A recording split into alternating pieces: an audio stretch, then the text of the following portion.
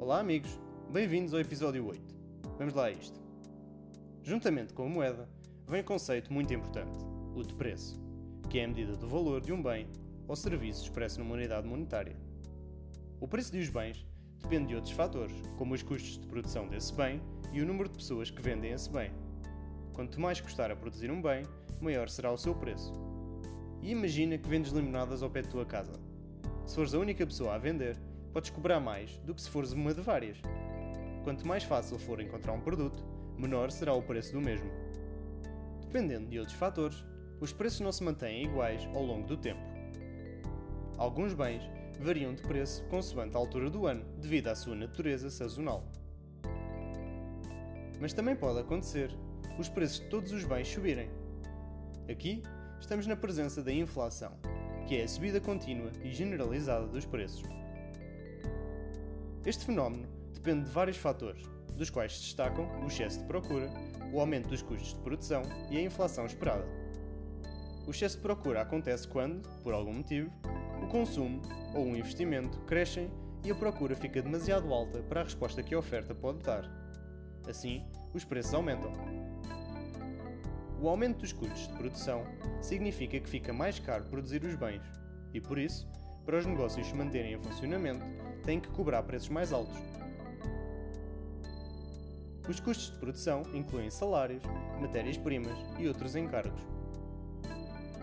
A inflação esperada acontece quando os agentes económicos acham, por algum motivo, que a inflação vai aumentar no futuro, e isso causa uma subida dos preços no curto prazo.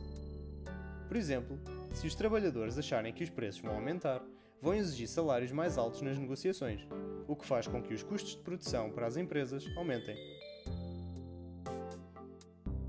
Importa ainda definir mais três conceitos: desinflação, deflação e estagflação. A desinflação é a desaceleração do crescimento dos preços. A deflação é a descida generalizada dos preços. E a estagflação é uma mistura de estagnação económica com inflação, ou seja, a economia abranda, mas os preços continuam a aumentar.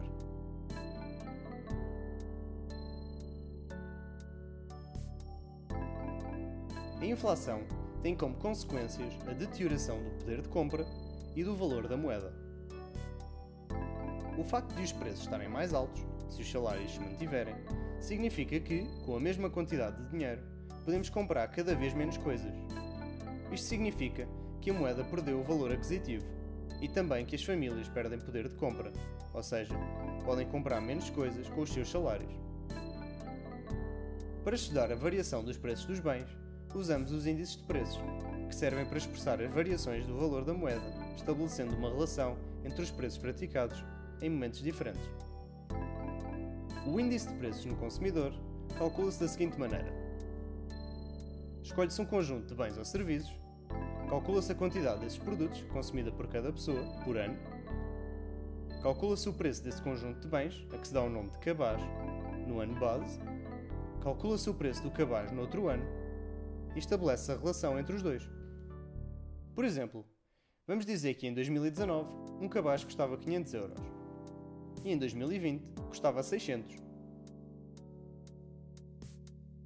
Neste caso, o índice de preços no consumidor é obtido dividindo 600 por 500, multiplicando depois por 100, que nos dá um índice de 120%. Daqui concluímos que em 2019 podíamos comprar os mesmos bens que em 2020 custavam 600 euros, mas por 500. Ou seja, houve um aumento de 20% nos preços. Estes números seriam bastante maus, é apenas um exemplo.